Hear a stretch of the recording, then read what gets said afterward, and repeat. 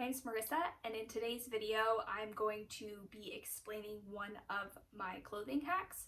I try to have a bit of a minimalist wardrobe. As you can see, my closet back here is not very big. This is not a walk-in closet, and I actually share this closet with my husband. So I only have one side of this closet. There's one rod across the top, and that's it. So when I'm purchasing clothing, I need to be very intentional about what I'm buying and what I'm bringing into our house. I try to have a one in, one out rule. So if I am bringing something new into my house, it has to replace something I already have. So for example, I have this burgundy cardigan, and see, it's just a regular cardigan.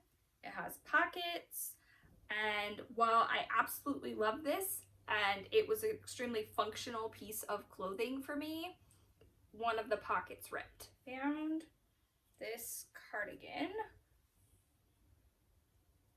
that has pockets and was $24.99.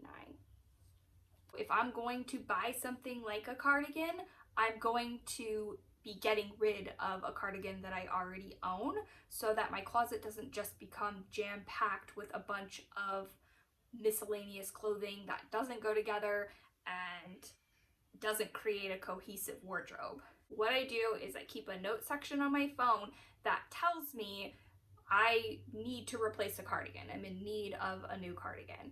So this prevents me from just going out and purchasing random items that aren't really going to go well in my wardrobe. They're not going to match anything I have currently. I'm just buying it for the sake of buying it because I'm in there and it's an impulse purchase.